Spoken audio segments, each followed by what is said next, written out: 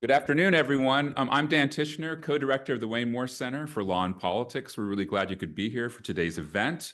It's part of our Common Ground theme, which you've been hearing a lot, hopefully, if you've been attending other events we've been doing. Before I introduce today's speaker, I'd like to let you know about a talk that we are co-hosting on October 29th. It features Adi Tomer of the Brookings Institution. His talk is titled Financing the Future of Housing: How Infrastructure Supports Communities of All Sizes, and Tomer will be talking at the Alumni Center at 5 p.m. So I hope you can make it. So now just turn to today's event. I am delighted to welcome Hiroshi Motomura, who is the Susan Westerberg Prager Distinguished Professor of Law and Faculty Co-Director of the Center for Immigration Law and Policy at the UCLA School of Law. He is the author of numerous works, including Immigration Outside the Law, Americans in Waiting, and Immigration and Citizenship, Process and Policy, which he's been working on an updated version of while he's been here, actually. Professor Motomura is a founding director of the Rocky Mountain Immigrant Advocacy Network, and he was a director of the National Immigration Law Center from 2011 to 2020. Motomura has testified in Congress, served on the ABA's Commission on Immigration, and has volunteered in litigation and advocacy, including the campaign that led to DACA. He is a non-resident scholar of the Carnegie Endowment for International Peace and is a past Guggenheim Fellow. And today he's going to be talking about his new book, Borders and Belonging: Toward a Fair Immigration Policy. So please join me in welcoming Hiroshi to the University of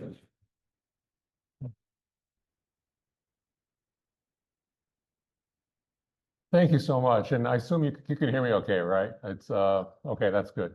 My students sometimes tell me they can't hear me, but they usually wait until after class to tell me that. So, I really appreciate being out here today. I mean, this is a very complicated topic. It's one's very much in the news, and I just want to try to unpack it a little bit. And so a lot of this is based on the book I published a few months ago called Borders and Belonging. This is the cover.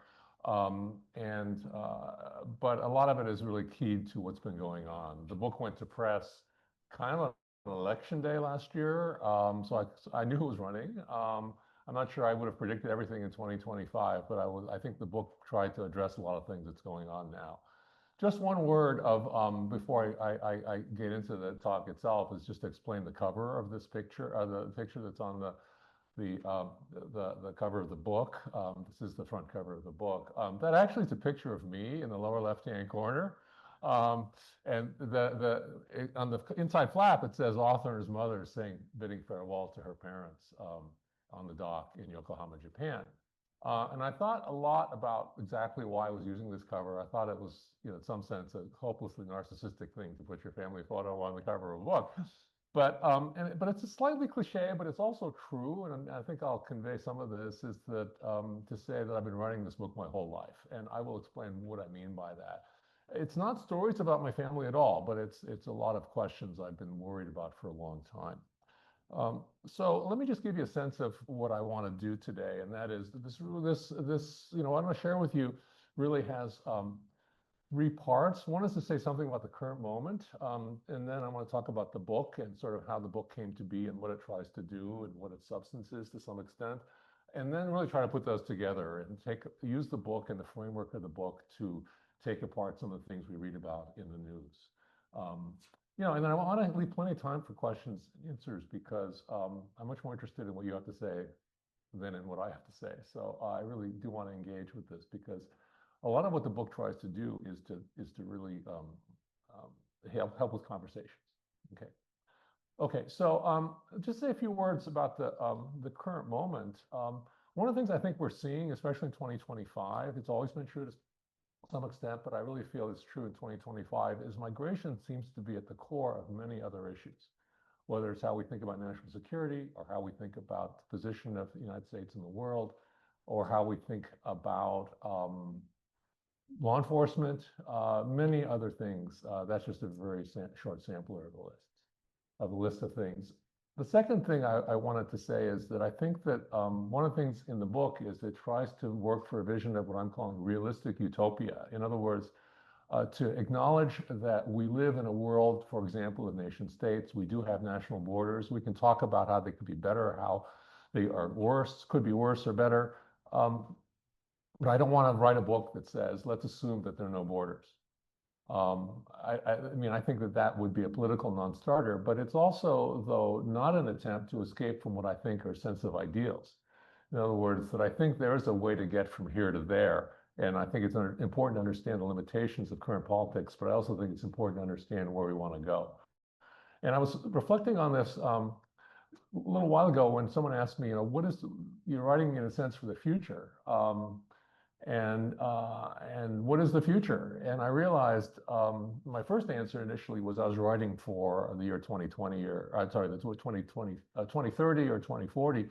And then I realized if you were in school now, or if you were graduating and you're going and starting your career now, what year would you retire?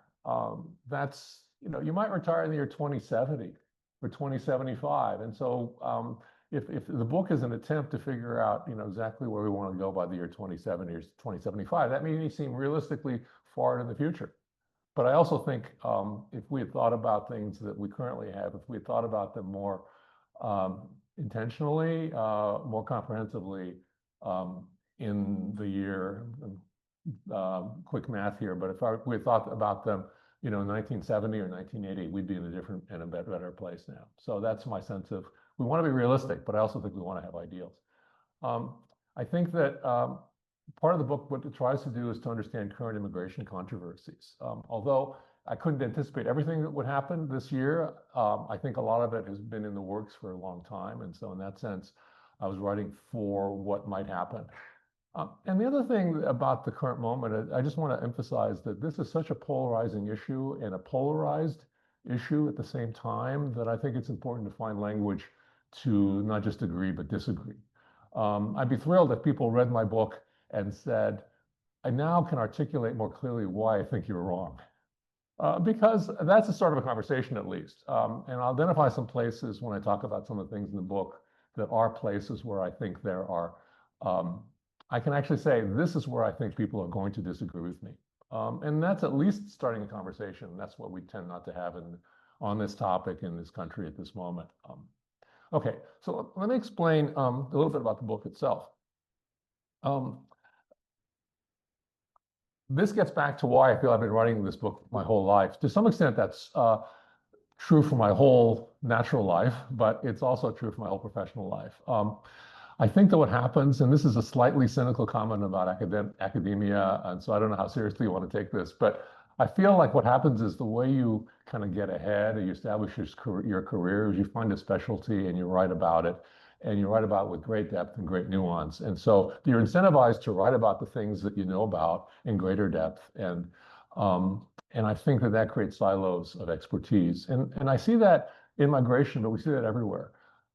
In migration, I think that even in the, I'm trained as a lawyer, I'm in the law school faculty, but I think even in law schools, the people who talk about human rights don't necessarily talk to the people who talk about civil rights.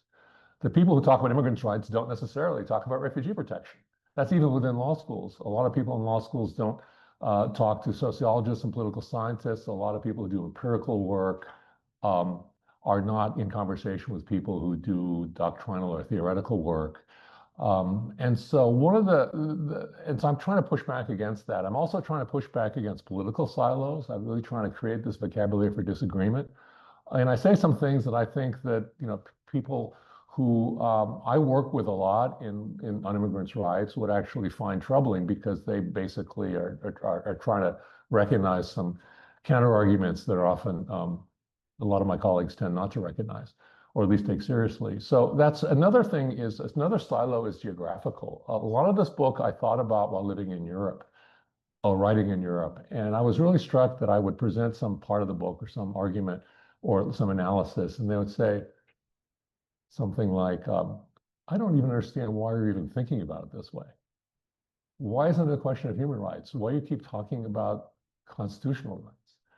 And why are you thinking about history in a certain way? And why are you thinking about this so much in terms of race instead of religion? And so I learned a lot. And so a lot of the book is an attempt that may not be obvious, but it's an attempt to be legible to other parts of the world, because I think migration is an issue that we see everywhere in the world, but different cultures think about it differently, partly cultural, partly political, partly it's the professional cultures, including the role of law. I mean, I remember when I was starting out in this field, someone who was much senior to me said, you know, you can tell the way people think about migration in their national cultures by who goes to conferences on migration.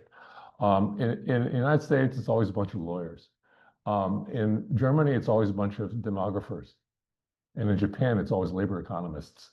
You know, that tells you something. So I'm trying to get beyond silos and expertise. I'm also, I want to acknowledge the risks and the challenges of writing. There are many chapters in this book that I've written about in great depth before, but I tried very consciously not to copy and paste that material. Each chapter in this book, which is now only 12 pages, started out as one sentence, and then it became 5 sentences, and then it became a page. There was once a 12-page version of this book, and that was an attempt to really not prioritize the things I actually knew. And I took seriously the work, I think, of a lot of, one of the joys of writing is that you can use writing not to write down what you know, but to write down what you figure out while you're writing. And so I felt a little bit like someone who's a pole vaulter and signed up for the decathlon. I wrote, there's a whole chapter here about international economic development. I'm not an international development economist, so I had to learn enough to make sure that what I was saying made sense. But my value added in this book, and the value I hope to readers of this book, is that it connects a lot of things that are rarely connected, and yet, in some level, everyone understands that they all matter. Audiences, I think I spoke to that. It's a question of geography and reaching other parts of the world. It's a question of reaching audiences that may be non-specialists, certainly. I've written this book really for a general audience. I mean, every academic says I'm writing for a general audience. I don't know if it's really true, but this one, I really am trying to write for a general audience. So it's geographical, it's political, it's expertise silos, and the difference between specialist and generalist audiences. And so in trying to keep this in the context of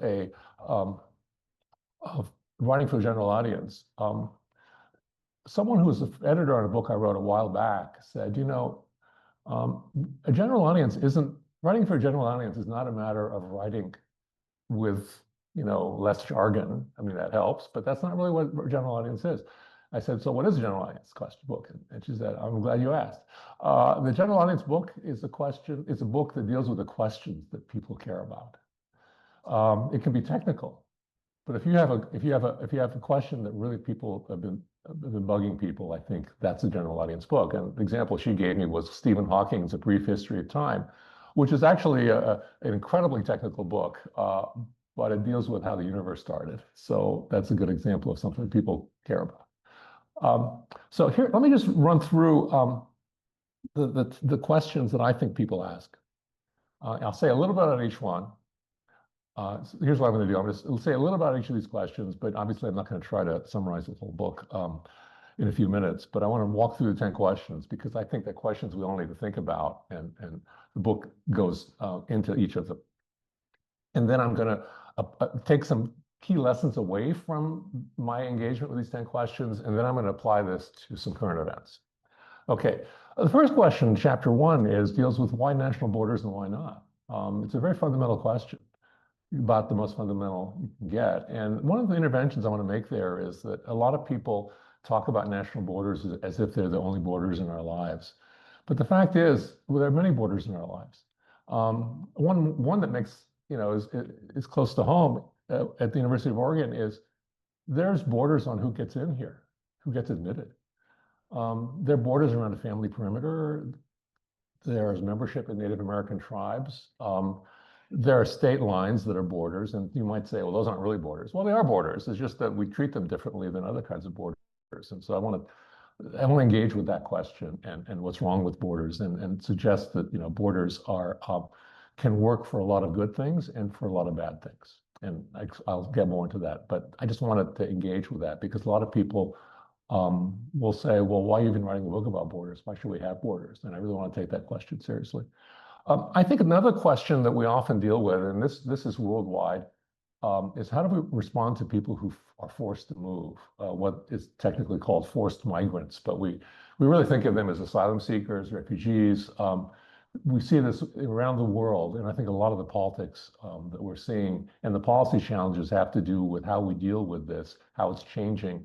Climate change really figures in here because there are many reasons why people move.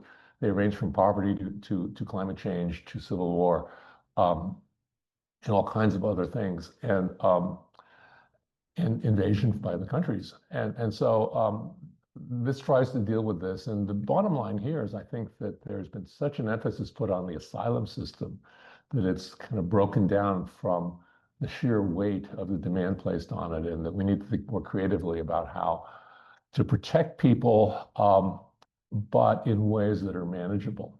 And there's more to be said about that, but that's just a preview of what's said in section 2 and in chapter 2. Forced migrants often do not have a connection with the country where they're seeking protection. Now, I want to bracket out the question of, is there a connection in much more historical sense of colonialism or invasion or economic meddling? But in the way I'm using the term belonging, who belongs here, there's people who are coming here who have no direct connection with the country in their own family history. But there are many people who are at the center of immigration debates who belong in some sense, who don't just have a right as a human being to protection or a claim for protection as a human being, but who also have a claim because they belong to the society. One of the big interventions I'm making in chapter 3, although I'm certainly not the first one to make it, is that I'm defining belonging very broadly. I'm defining it as not necessarily dependent on lawful status, but really more on the question of what are people doing in this country? Why are they here? And so I think many of the people who are in the country without lawful status actually are here as a result of the mismatch that exists between the people we let into this country, which are relatively narrow, and the people who the economy seems to have jobs for, which is rather broad. A lot of issues related to that, but in some sense, I think this is where a lot of people, I think, will disagree with me on the book. I think that belonging is actually a very broad phrase that includes people who are part of some community in this society. That leads to who should be sent away, who should get in. I think a lot of this has broken down because we haven't listened fully enough to people who belong and who should have a say in who gets in. And a lot of if we listened more, we'd probably do two things. One is we'd have more ways to come to this country to work, but we'd also, I'll get to this in another of the 10 questions later, is we also should pay more attention to people who feel displaced. So this is a way to apply this idea of how we should treat forced migrants and who belongs, to try to actually think, not so much a blueprint for what the category should be and how many numbers should be let in, but really how to think about them. And how to have that conversation. Chapter 5 deals with the question of time, often not isolated as a question, but it's super important. Some people, the Swiss writer Max Frisch said, in talking about workers who came to Northern Europe, from Southern Europe and Eastern Europe in the 1960s, he said, we asked for workers, but people came. I don't think I've ever given a talk on migration without getting to that quote in about 10 minutes in. But anyway, but it makes you really think about, is there anything wrong with people coming temporarily and ending up staying? It can seem deceptive, right? I totally get that. But it can also seem fair. And I want to unpack that. And in fact, many people in this country who have lawful status and had citizens started out in families who came temporarily. And I don't think it was a subterfuge. I think it was actually the way that Congress and many other, and many countries actually make decisions about who should come. So there's that. And then the other 6 to 10 is what about people without lawful status? I ended up talking about that largely as a carryover from the question of who belongs. I mean, I can get into it. I mean, each of these is a whole chapter, but is the history of this, and in a sense, how people were invited to be here. But I don't think legalization is the whole solution. We legalized a significant portion of the undocumented population in the 1980s, but that just put the burden on us in the 2020s to figure it out, or the 2010s to figure it out. You got to change the system, and the question is how you change the system. One way to change it is to have to change its admission categories. Another way to change it is through enforcement, which Congress paid lip service to in 1986 and did beef up in some significant ways. But that leaves the question of what enforcement should do or not do. And some of that, it's also practical limits. In other words, part of what I'm saying in Chapter 7 is that enforcement has to be of a system that's enforceable. And I think there are many ways in which the system is not enforceable, at least not without much more pervasive law enforcement and law enforcement techniques than I think a lot of American people would want. People would disagree about that, but that's what I'm saying in Chapter 7. Chapter 8 is a chapter that when I was workshopping this book, when it was in draft, I have to say, some people didn't really want to talk about. It's to take immigration skepticism seriously. I think it does need to be taken seriously because that's sort of where a lot of the political polarization comes from. And the feeling that if people, I mean, a lot of the response to to immigration skepticism is two things that I see a lot. One is that immigration is economically and culturally good for the country as a whole. Okay, and I think economists would generally agree with that at this very broad broad scope. But and the other is to associate this with various kinds of racism or nativism. But I think what's actually happened, and the place that's really important to talk about, is the fact that a lot of political vulnerabilities are created by giving a large number of people in this country the sense that they're being neglected. And I think that the Democratic Party could have done a much better job of saying, it's not that we oppose $25 billion for the border wall. What we do support is $25 billion to make sure that people who are in the Rust Belt don't feel that they're being completely passed over. And a lot of this has to do with historically disadvantaged groups in the United States, with the African American community, for example, but also for immigrant groups who feel passed over. Chapter 8. Chapter 9 deals with something that I think is often talked about. Everyone talks about this. Well, almost everyone. What does it mean so people say we need to address the root causes of migration. Everyone says that. I'm not sure anyone really digs into what that means. And this, by the way, is a question of discipline silos. This is the question as well. We'll leave that to the international development economists. We know it's important. We can't really talk about it because we don't know enough about it. Well, it's true. It's very complicated, but I think, but Chapter 9 tries to deal with exactly what that means. And the reason it's complicated is a lot of the economic literature shows that sending resources or improving conditions in name any sending country actually increases the rate of outmigration because you allow people in the short term to live out their dreams to come to America. And really, it takes a longer term effort and one that's taken seriously over a long period of time to create the conditions that allow people to make a free choice, not a compelled choice to go back or to never leave in the first place, because that's a free choice. And that takes an effort that is not looking for immediate results in year 2 or year 5. Because if you look for immediate results and you say we're going to do this to stop migration, someone's going to come along very effectively in year 2 or year 3 or year 4 and says, well, it's not really working. Why don't we spend the money on guns for the Border Patrol? And that's actually what's been happening in many cases. The 10th chapter is what I really didn't know what to call this chapter, but so I just called it What's the Big Picture. One thing is it tries to identify some of the injustices that I think borders have enabled, and sort of naming everything from religious to gender, racial discrimination.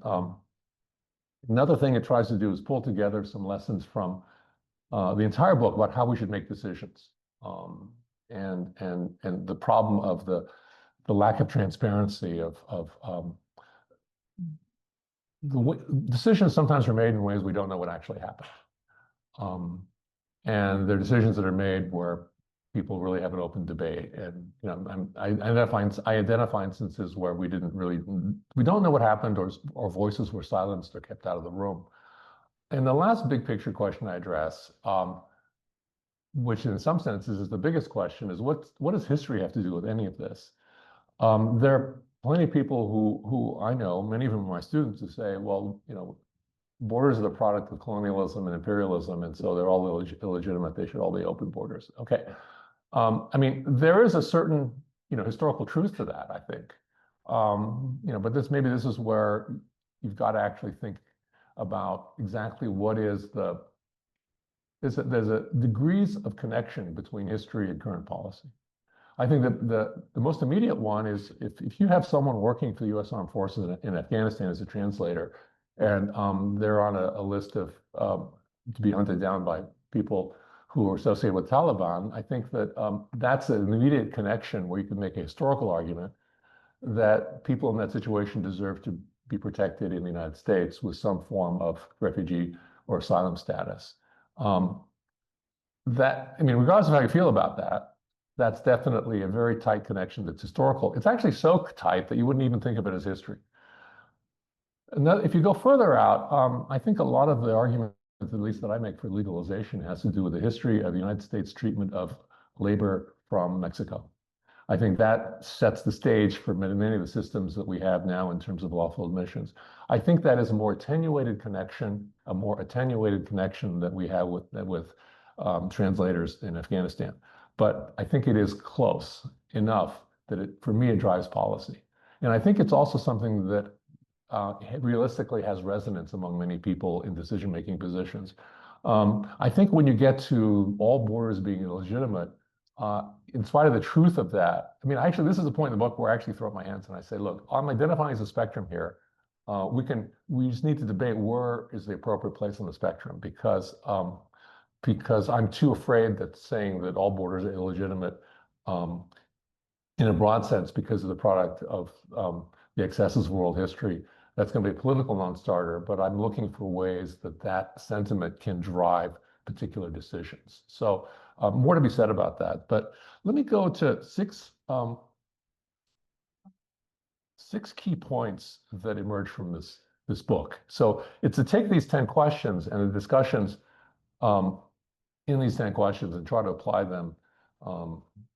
First I'll talk about the key points, and then I have 2 more slides to try to apply these key points to current events. And so I will, and it's, and by the way, as hard as it is to summarize the book in a few minutes, I realize that, it's not a long book. It's only 163 pages, which for, compared to a lot of books, is pretty short, I guess. I took seriously, I've kind of recently, or maybe in the last few years, got around to reading a lot of books by writers about writing. I have my favorite list. And one of them is by Stephen King, you've probably heard of. It's a beautifully narrated audiobook that he narrates himself. And he basically says every time you edit, you should reduce the number of words by 10%. So I took that very seriously, and I spent 2 months. I spent a month, 2 separate times, with no other goal than to make the writing tighter. And I think I rewrote every single sentence, and I reduced the book from 205 pages to 180 to 163. So, almost the point where there's a whole article I condensed into 1 paragraph, but that's okay. I can elaborate on some of these key points right now. 6 things. I think one of the things that's important to think about is what immigration policy does. It's a really basic question. I think that right now in politics we have, and I'm sort of applying this to current events as we go, I think that we have 2 competing visions of what immigration policy does. One view, I think, which generally animates what the administration is doing in Washington, D.C., is that immigration law is really a legal version of the border wall. In other words, what I mean by that is its function is to protect people on the inside from invaders on the outside. It should do that. but I think that one of the things that view does is it amplifies the voices of people inside the United States who have little connection with other countries. It could be little by way of family connections, or there's no interest in hiring them, or that it could be that a university that may have less interest in getting international students. But it tends to silence the voices of people who belong, who want to petition for their family members, who want to admit them to the university, who want to hire them as employees. And so I think it's the view that I end up endorsing in the book is really more that immigration policy is really the result of debate about and conversation, I hope, about what we want our communities to be. A conversation in which all people who belong participate, as opposed to amplifying the voices of people who are going to see themselves as protecting and needing protection from invasion. Okay, a second key point is the distinction I made in the book, which I thought, honestly, when I wrote the book, I thought was really obvious.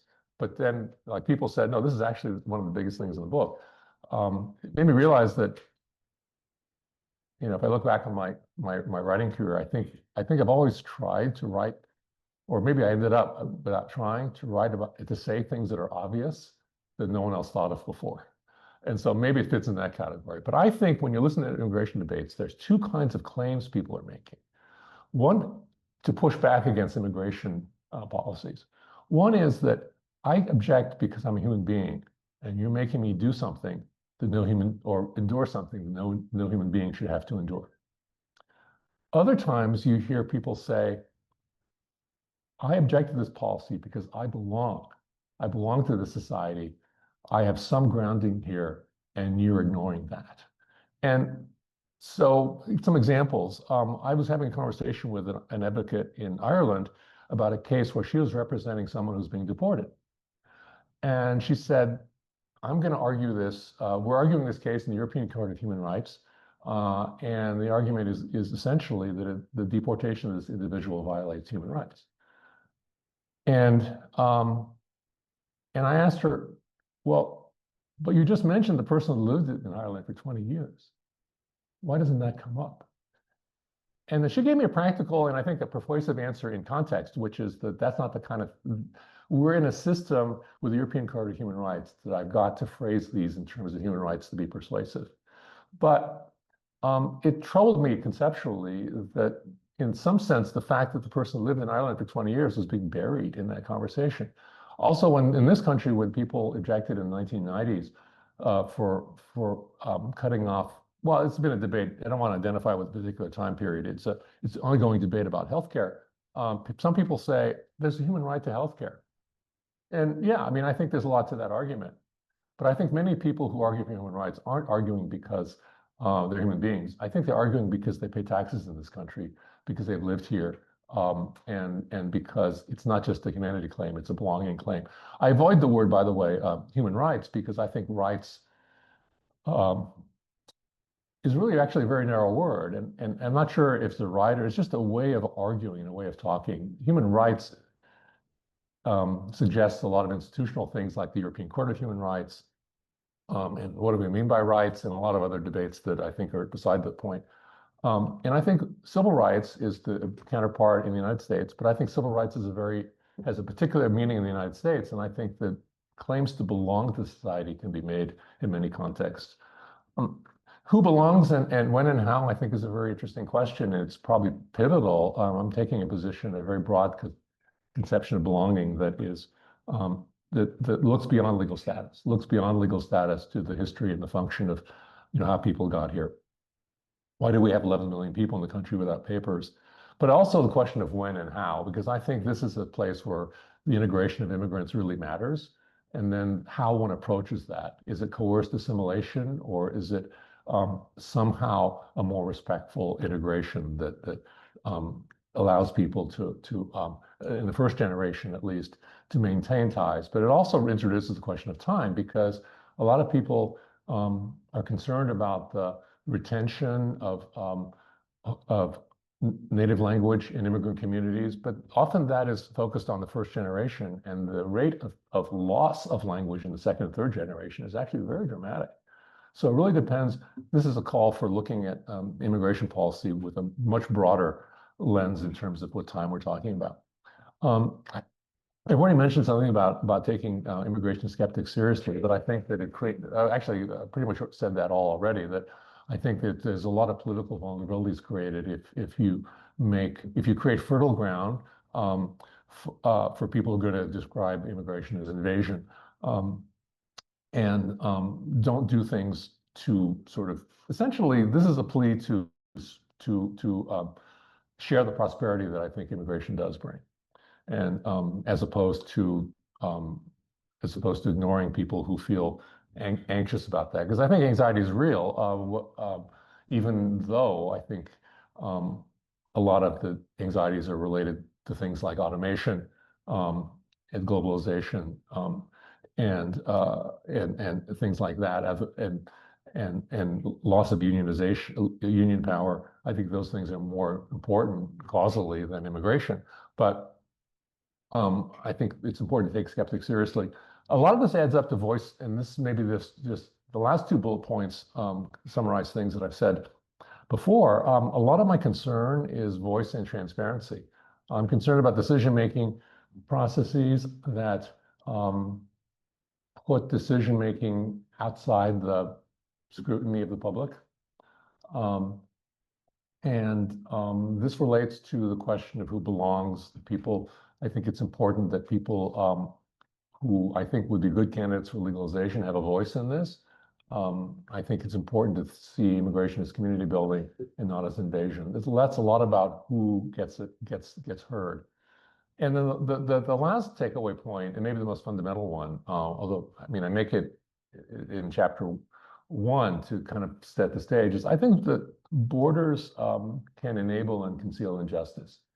We allow a lot of things to take place at the border that may make sense at the physical border, but would be different degrees of troubling to unacceptable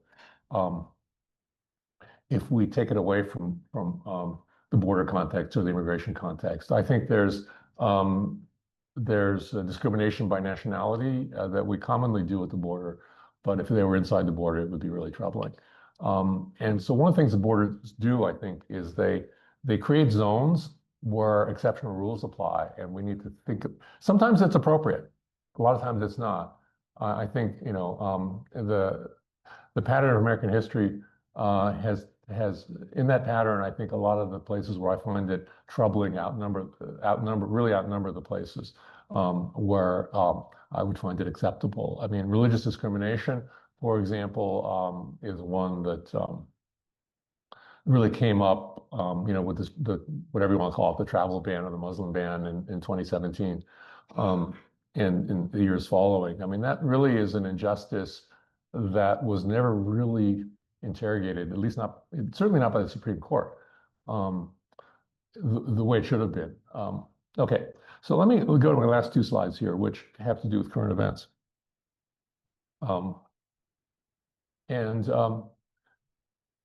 This is sanctuary. There's a lot of talk about sanctuary in many parts of the country. And I think it's interesting to think about what sanctuary is, because I actually find the term I don't like the term. And the reason I think it's very incomplete.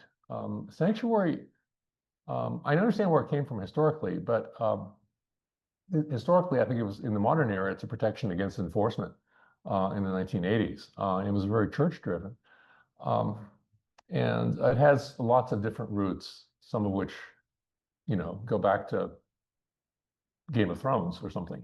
But, it's the difficulty here is that sanctuary is about enforcement and neutralizing enforcement. And I don't think that's all what's going on. What's going on is local communities or regional communities not just dealing with enforcement.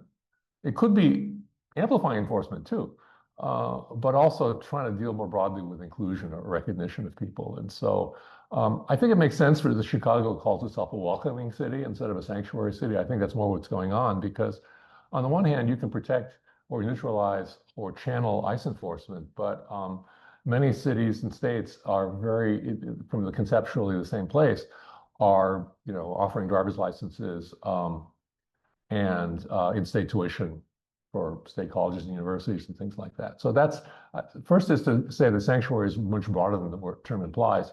I think the sanctuary implicates what immigration policy does, because if you have the invasion view of immigration policy, then it makes sense to send the National Guard into Los Angeles for immigration enforcement. It makes sense to apply the border rules on searches and seizures to downtown Los Angeles, which, by the way, Justice Kavanaugh, when he weighed in on this question, dealing with downtown Los Angeles, he cited a case that gave government license that was a case based on border searches. It's very striking. They used the border search case to say, this is what the government can do in Los Angeles. So I think immigration policy really implicates how you approach sanctuary, because a lot of pushback in favor of sanctuary is that we're a local community and there are different things going on here. It's not a matter of invasion, but rather getting enough workers, for example. And it could be for, there are a lot of things, right? I mean, stereotypically it's been farm workers, but now, of course, there's a lot of concerns in healthcare and many other industries, not just the typical or often cited ones. But then this raises the question of who belongs, because then you have to decide that the zone of people you're trying to recognize and building the community to have something that is a welcoming city really implicates the question of who belongs. I want to recognize that is a question, and that's where maybe someone who rejects my view of who belongs is going to reject my endorsement of a community that recognizes these things. And then this gets to limits and risks in enforcement, because I think one of the things we're seeing is increasingly number of reports of ICE having arrested and detained US citizens. And so that's clearly a limit or a risk. And this gets back to what I was saying about unenforceable systems, because is there a point where the kind of enforcement we're talking about really moves to something that's more of a police state than we want to have in this country? And if that's the situation, then the answer isn't more enforcement; it's changing the system so it works better for more people. Okay, last slide, the last slide is really this is a sort of a different sort of slide, but I just want to give you my quick sense of some of the progression of the politics that combines what I'm saying in the book conceptually with what I'm seeing in the last, not just in 2025, but maybe since the year 2010. So let's take the last 15 years. You can go back further, but I think for this purpose, going back to 2010 works. This is a progression, I think, of the politics. And at each one of these stages, I think there was an off-ramp that was largely not taken, or we could have taken more seriously than we did. I think you're seeing a change in migration patterns and throughout the world. And a lot of the politics shifts away from the undocumented in this country to news images of so-called caravans coming from Central America to the southern border. It's sort of the narrative of migration out of control. And this is happening all around the world, right? I mean, it's not just, and maybe not even principally in the United States. You've seen this in Europe with people leaving the conflict and other kinds of bad conditions in the Middle East, and asylum debates there. So what happened is that migration flows turned into an asylum issue, and for many, an asylum crisis. And the reason is in many countries, there were systemic problems, I think, with the immigration system, in particular the mismatch between the immigration system and the lawful pathways, that the only way to get in and get protection was through asylum. That created both a question of who qualifies, who really qualifies, but also is the system even capable of making these decisions? And so the migration situation or crisis became an asylum situation or crisis. Instead of thinking about this more broadly, about protecting people differently, more regionally, through systems that did not necessarily call for asylum leading to a path to citizenship. The asylum crisis became a border crisis because the only way to get asylum, the way we were conceptualizing protection, was that people had to reach the border. So migration crisis becomes asylum crisis becomes a border crisis. One of the things that the Biden administration did do is to try to ease some pressure off the border by evaluating people without making them come to the border. But what really happened is in the news was the migration crisis became asylum crisis, became a border crisis. Well, the border crisis really plays into the idea that we have an invasion crisis. Because if you have a border crisis, then there's got to be an invasion.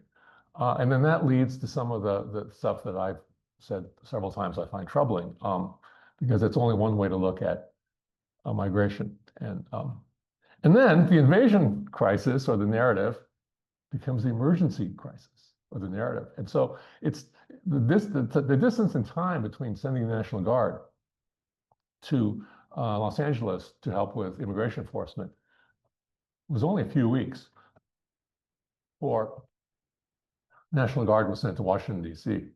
for crime control. And, you know, Portland, of course, is where you see this. And so you can see this through line in the politics from migration to asylum to the border to invasion to emergency. And that's all stuff that I think is not stated in the book directly, but I'm helped to, it helps the book, at least helps me, kind of understand and unpack these things. You've been very patient. I said I wouldn't talk more than 45 minutes, and it's now 44 minutes and 45 seconds. So I'm really looking forward to your questions, and thanks for your attention.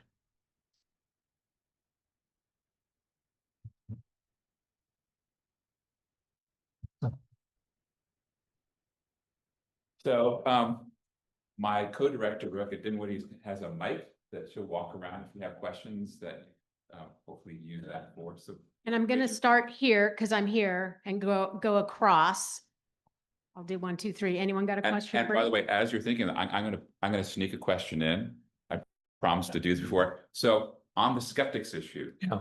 I think many of us would agree with what you're suggesting about, you know, those who feel passed over, losing sight of globalization, you know, essentially, you know, folks who you kind of describe, those who are in my class right now who read Strangers in Their Own Land from Arlie Hochschild, knows that she's describing those who feel like, again, they basically have, you mentioned the Rust Belt, have kind of on economic. It's all over the country. Yeah. So here's my question on that. We also have a tradition of skeptics who actually are very well off, who are economic elites, at least historically. I'm thinking about the Immigration Restriction League was comprised of kind of Boston Brahmin.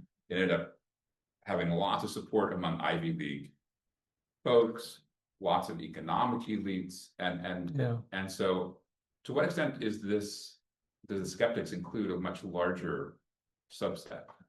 Okay, maybe this is you know, one of the nice things about being in conversation here and, like, you know, seeing people like not just on the screen, is that I can confess some things about the book. I wasn't sure about the answer to this question, right? Because I think the core intervention I'm making in the book, in the chapter about taking skeptics seriously, isn't that I'm actually trying to address all skeptics, but trying to identify, I think, the key part of the electorate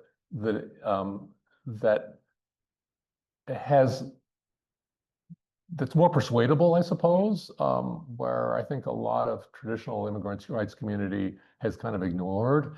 And I see that as something that's correctable. And I think it's pivotal if you get people who feel passed by. And I also think it deals with something I've really been concerned about, which is how do minorities in the United States who've been here for generations feel about immigrants, right?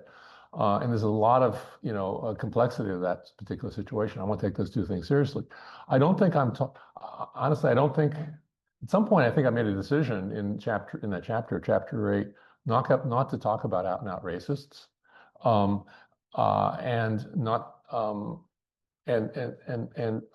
which I think is a very different group of people. The plea I'm making to the people that you're identifying who are immigration skeptics, I'm not sure, I'm talking about them that much. Maybe it's because I see a lot of that. By the way, I don't actually talk about this in the book, so I'm just sort of thinking aloud about how to deal with this now. Is that I think a lot of that I see is the kind of racial/cultural skepticism that I see is less impervious to steps that can be made by decision makers now that I think are consistent with my sense of justice to take people seriously who feel their kids have no future or they can't they're being passed by. So maybe the short answer is like I really don't talk about that as much maybe as I should. Thank you. Great. Wonderful. Thank you. To save you some steps. Thank you.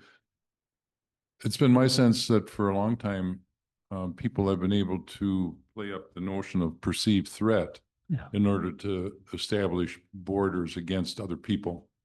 And that's true historically, I think, through the 1800s, 1900s. I think it's true to give people a vote and work against gay folks, work against women. So to what extent I think it's a short direct connection between playing up perceived threat and then building borders of various kinds. Right. Can you speak to that a little bit? Is perceived threat an important ingredient in this whole process? Yeah, I think that's in a sense the foundational thought that caused me to write this chapter about skeptics, because I think it's as I mentioned, some of this is dismissed as not real, but I do think the anxiety is real. And I think that the dynamic that you mentioned is really one that is part of maybe this explains, my last slide, that it's really the perceived threat that buys into the invasion, which then suggests that this needs to be militarized. And the militarization, I think what's happening right now in federal policy is that immigration has become kind of the leading edge of the invasion emergency situation.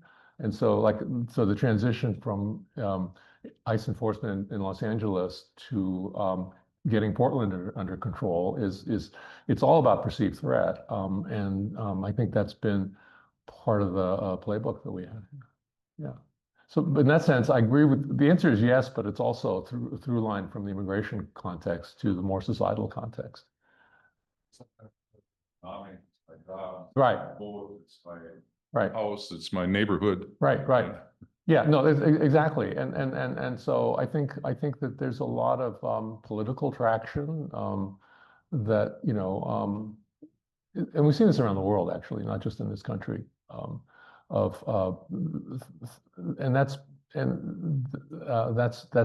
been a commonality of many different countries, because I feel like that's the stage we're in politics around the world.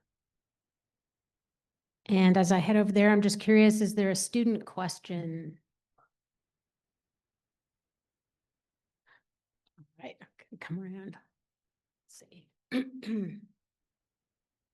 Dan, you have to be my seeing eye human. If you could raise your hand if you have a question. Yeah. See, I saw a bunch of people. Great, we're gonna do.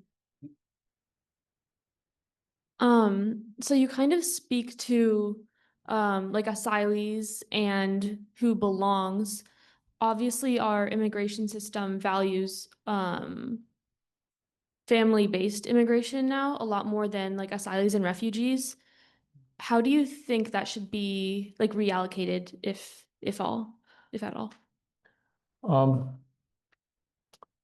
So the vast majority of people who get permanent status, basically the permanent resident status, getting a green card in this country, are based on some kind of family connections.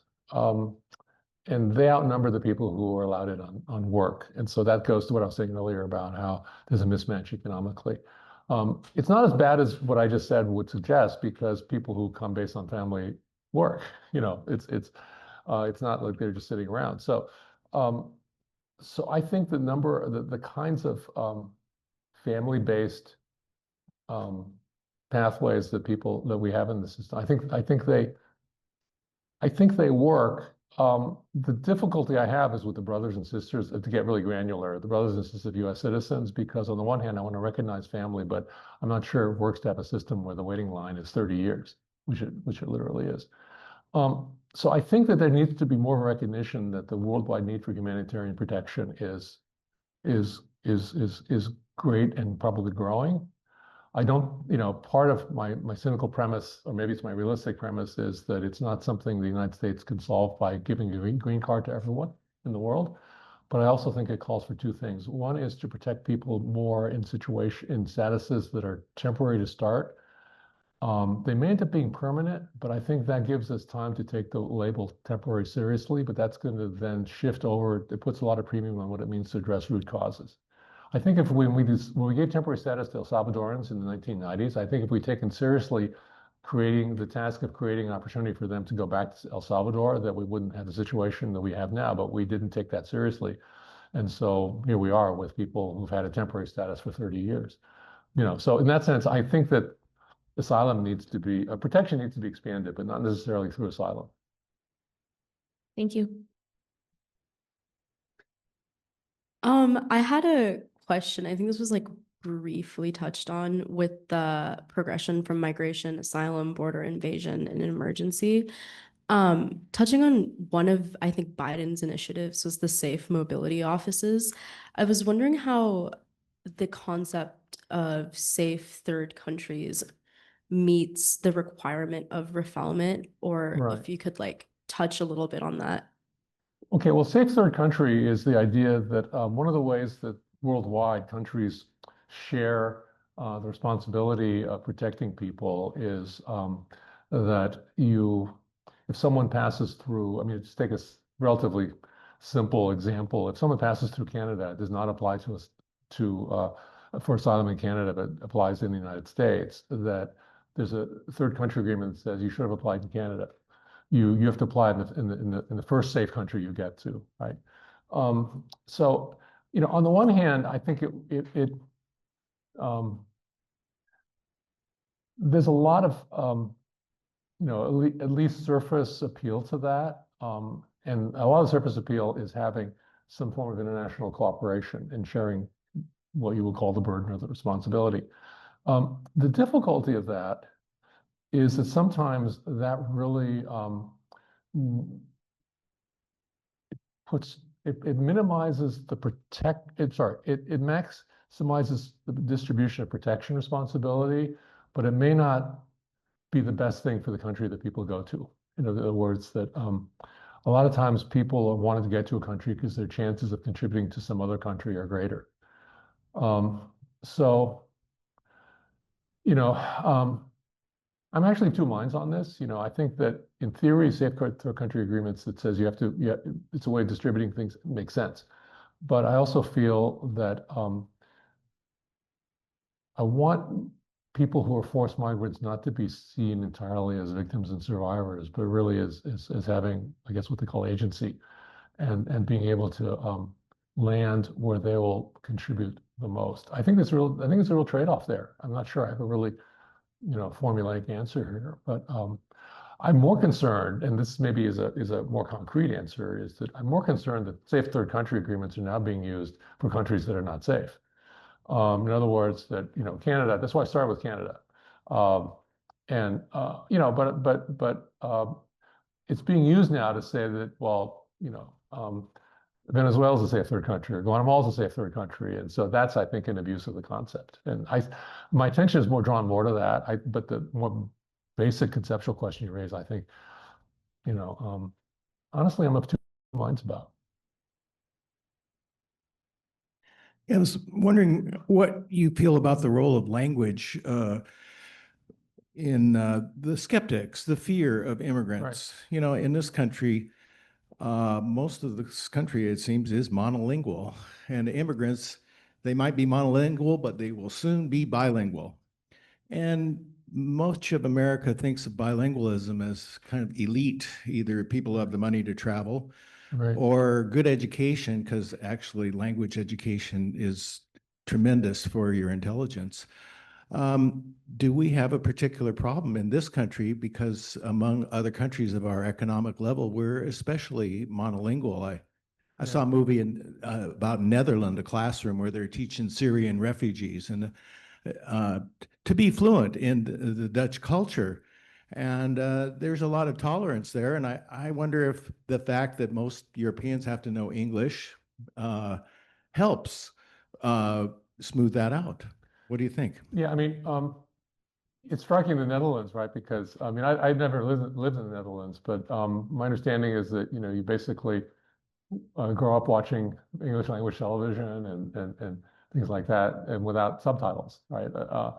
And I've called wrong numbers in the Netherlands and gotten through and communicated in English. So but here's where I think time really matters. Because, I mean, this partly answers your question, then I'll get to really answering your question. But time really matters because I think if you really focus on the first generation, immigrant generation, you have a different view of language and the relationship of language to migration than you do if you focus on the second, third generation. And I think that I mentioned this earlier, that this is a phrasing I used earlier, that a lot of the second generation, third generation, they don't remember the old language. So it's an interesting thing about in terms of skepticism, because I suppose you could say that maybe the fear of people who keep talking in their old language is so great that we actually stamp out something that would be much more beneficial in the second and third generation. That's one way of looking at it. But I think that a different way to think about this is that there are many spaces in migration policy where, if you think about it for the current adult migrant generation, you come up with different results than if you think about it in terms of the children and grandchildren. Dual citizenship is a really good example, I think. And I use dual citizenship as a way, as it's kind of like language retention. There's an argument that if you give people dual citizenship, you allow them to dilute their allegiance. They're less American if they're also whatever the other country is. But it's interesting that I think that if you look at the second or third generation, the children and the grandchildren, there's a strong likelihood that the children and grandchildren will feel more American and be more integrated because they can say, my father's a U.S. citizen. And that changes the way they think about their future. And it really changes how one thinks about language as well.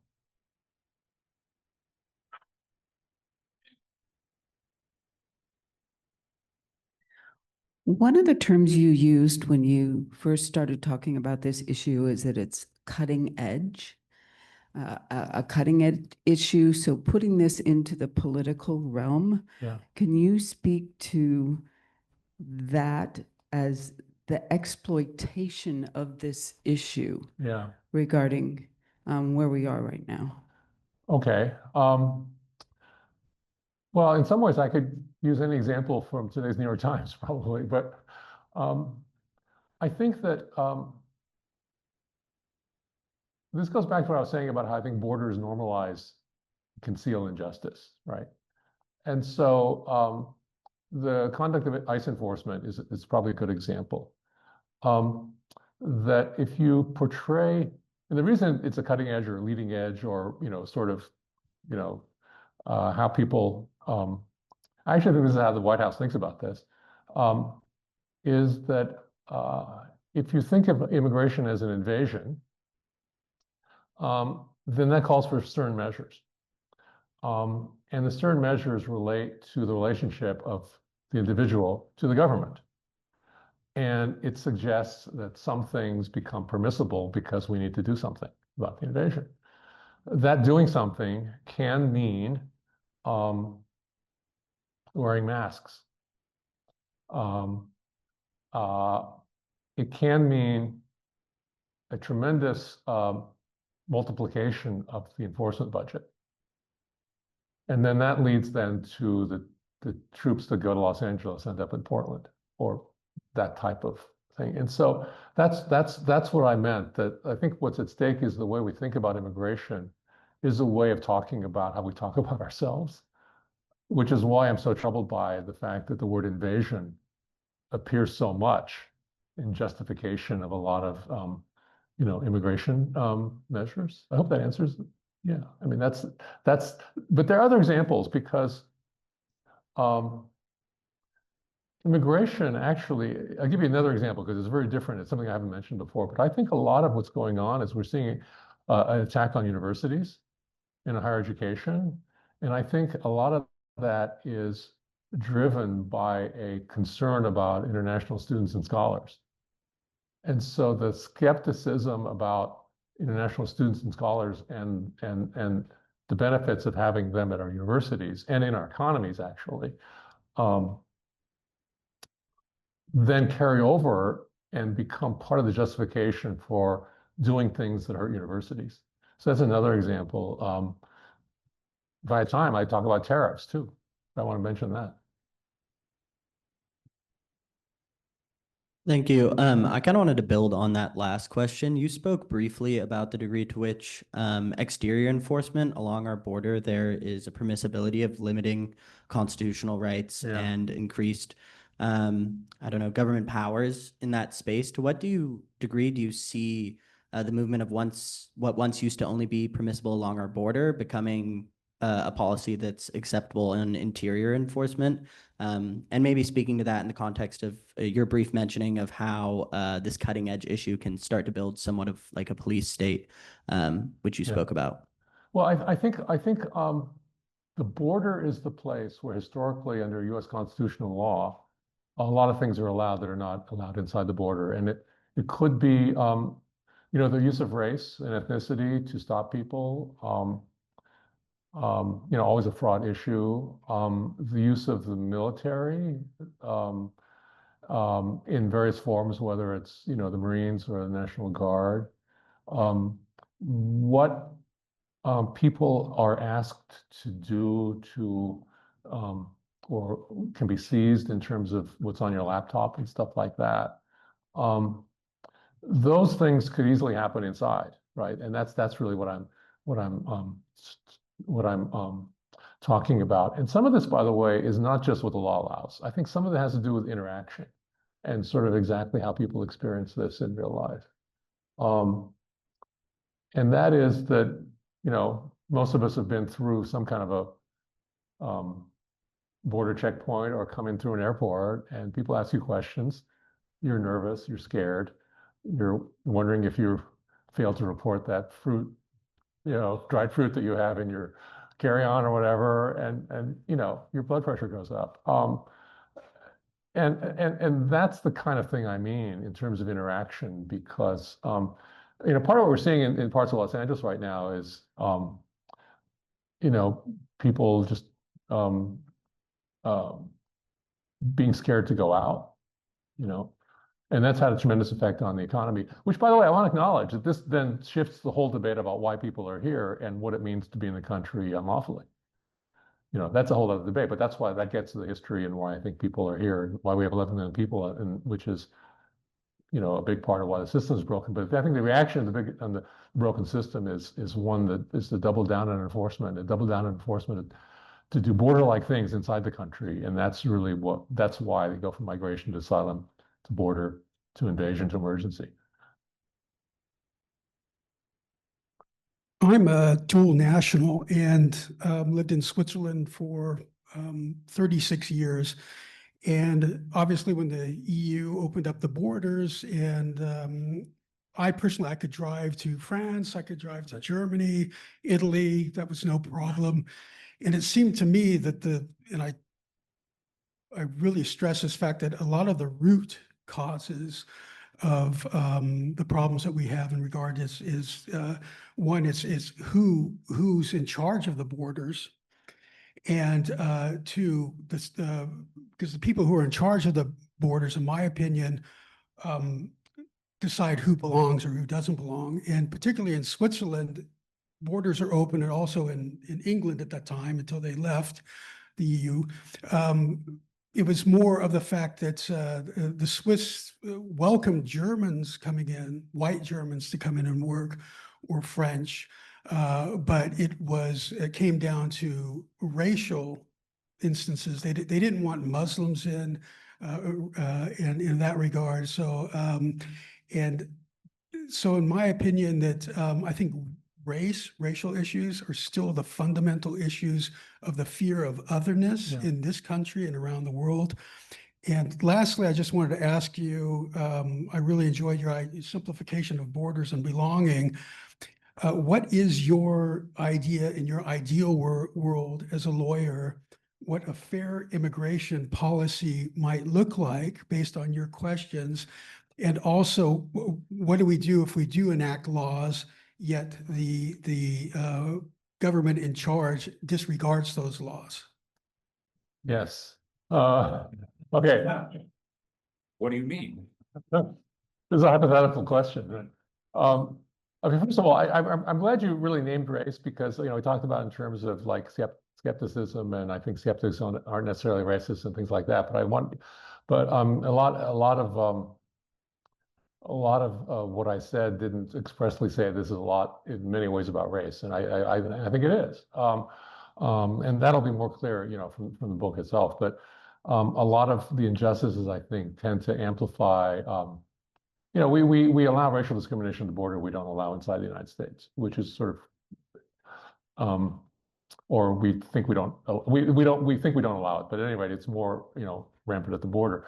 One issue that you raise, at least implicitly, is the fact that a lot of the time depends on who's doing the enforcing.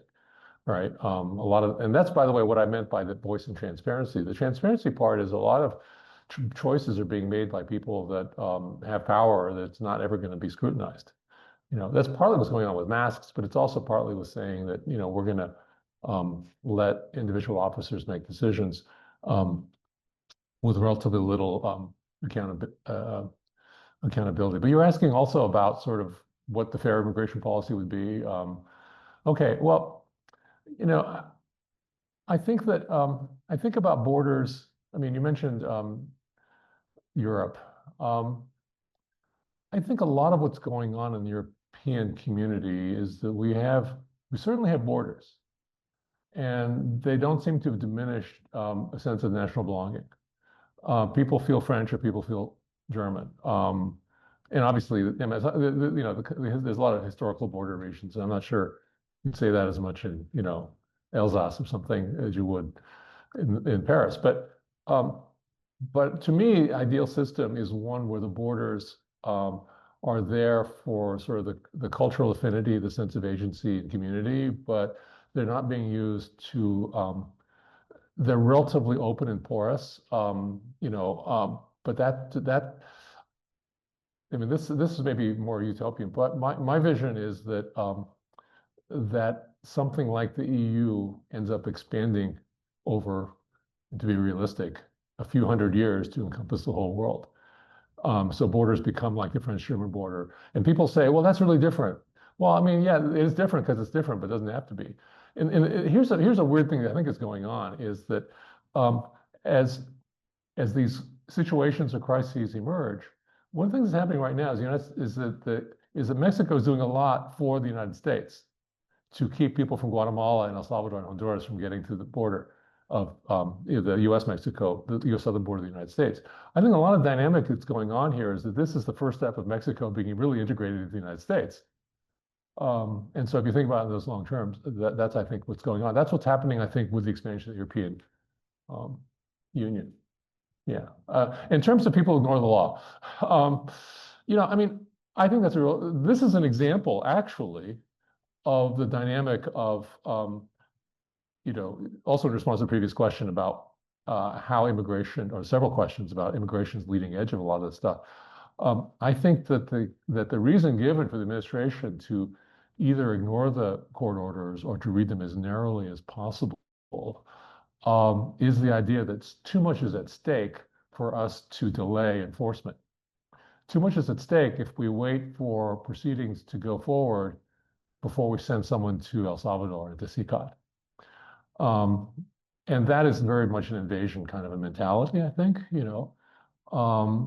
And, you know, I haven't mentioned this, but I mean, that's kind of the same kind of the view that led to Japanese American incarceration in World War II. You know, so this is a sense of how you know, how things develop or get out of control or something like that. And I think a lot of conservative judges are really concerned about this. It's not a liberal, I mean, a lot of traditional conservative judges are very institutionalist, and that's what makes them conservative. And so striking to me is the Judge Wilkinson opinion for the Fourth Circuit saying, you know, what's at stake here is rule of law and democracy, and we can disagree, but you don't ignore court orders, you know. But I think that's the risk here. We have time for one more question. Thank you for your insightful talk. I'd like to hear you talk more about our current asylum system. You suggested it needs reform. Okay. It's clearly not working. I think the number of 3 million are waiting for an asylum hearing.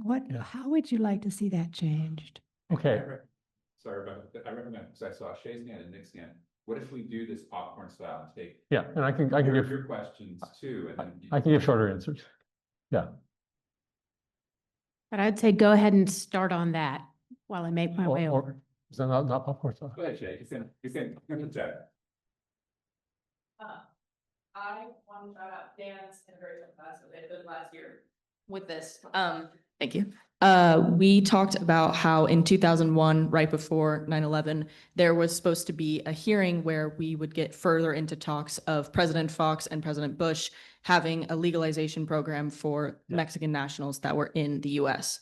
That's kind of along with the last question that you just answered, but I was wondering how you feel that if that could ever happen in the future, where we could have an agreement between Mexico and US like the UU does. And then Nick. I'm also pretty loud, so. Okay, so my question, to simplify it down, because we're short on time. So, you know, the notion of belonging and citizenship are two very different things. Like citizenship is a lived experience, right? So a lot of these immigrant communities are bringing in transnational belonging. And then when they get here, there's this schism between like the routine politics of like American nationalism and exclusionary identity that they have to live within this idea of transnational belonging. Right. So once they become a citizen, where's the belonging, right? And how does that affect immigrant communities that ultimately have discourse with other potential immigrant communities? And that's kind of, I was hoping to hear your thoughts on that. Well, three great questions. I'll try to do them justice in a few minutes, right? Future of the asylum system. Well, the short and kind of obnoxious answer is I just wrote a piece on this. It's called The Future of Humanitarian Protection.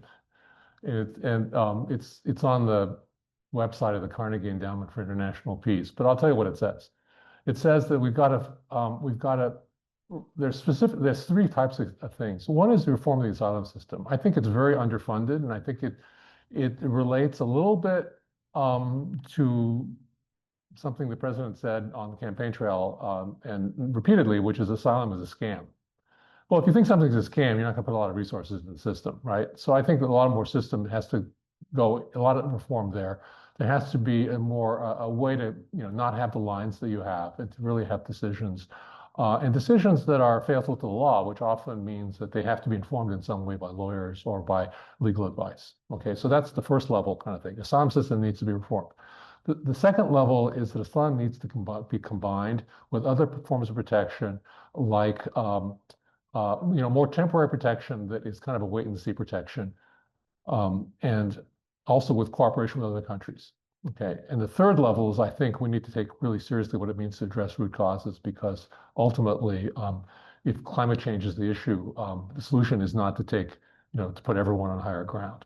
That's just not going to work, and it's also not necessary. It's also interesting for me, speaking of the Netherlands, Netherlands is an interesting case of response to climate change too, given sea level there. So we don't always think about it that way, but that's really true.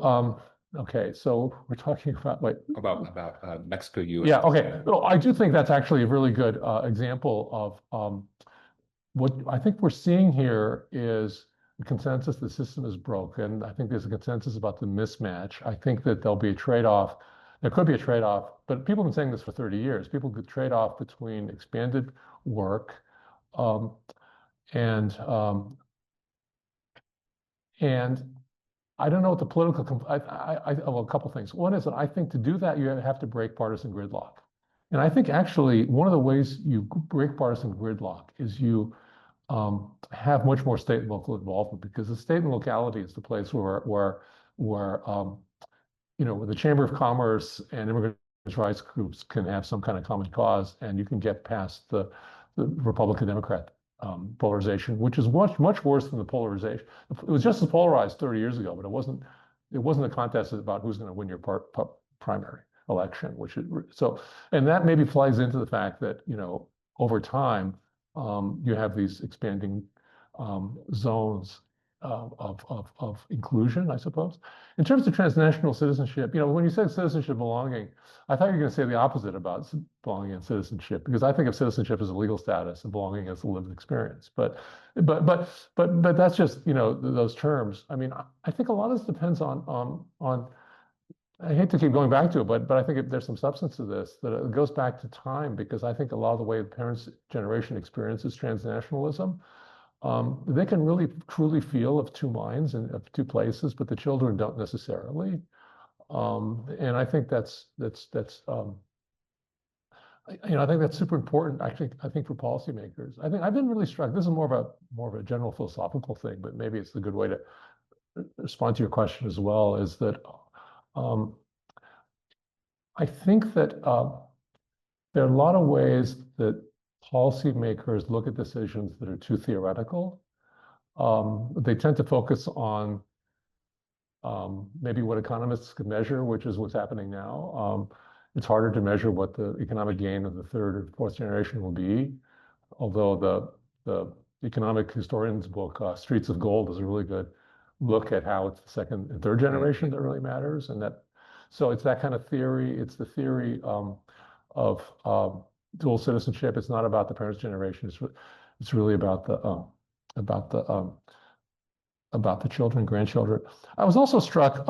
So a few years ago, I got a call from NPR, and it was Robert Siegel wanted to interview a bunch of people, including me, on why naturalization rates were lower, or why aren't they higher. And I was in a studio and I was talking to him, and I said, I'm so glad I listen to you all the time. I'm glad I get a chance to talk back to you. And he said, you can talk back to me all the time. I just won't hear you. But he has to have these questions. And I said, I'm from a family where my mother decided, in the picture here, she decided 30 years after she came to this country that she was going to become a U.S. citizen. And I said, you asked me this question about how people decide to naturalize or not. It's not like she woke up every morning and decided, it's today the day I'm going to naturalize. No, she sent the kids to school and went to work and that kind of stuff. And then next thing she knew, 30 years had gone by. And I think that kind of lived experience is important to kind of think about in many measures and I think that's actually generational, because I think a lot of the anxiety that people feel is anxiety for their children and not for themselves. I think a lot of the hope that immigrants often feel is a hope for their children and not for themselves. And yet our politics tends to be so short term. How am I going to win the primary? How am I going to win the next election? It's so rare that it goes beyond 4 years, when all these situations have their roots in history going back, I don't know, 2000, 1990, 1965, 1921, 1882, 1619. It does, to some extent. And I'm not sure that's, I mean, this is also like, I also recognize the limits of thinking about this conceptually and but I also think that every day policymakers make decisions that could be informed by something like this, like where do I want to get to? And that's a comment really more about social movements, right? Social movements have always consisted of people who had the ambition to think big, but the humility to realize that they were only going to get there with millions of other people, and that they may not live to see what happened. But I think that that's sort of how things happen. And so I'm just, anyway, so this is why I dedicate the book to my grandchildren. It's the perfect way to end. Please join me in thanking. Thank you.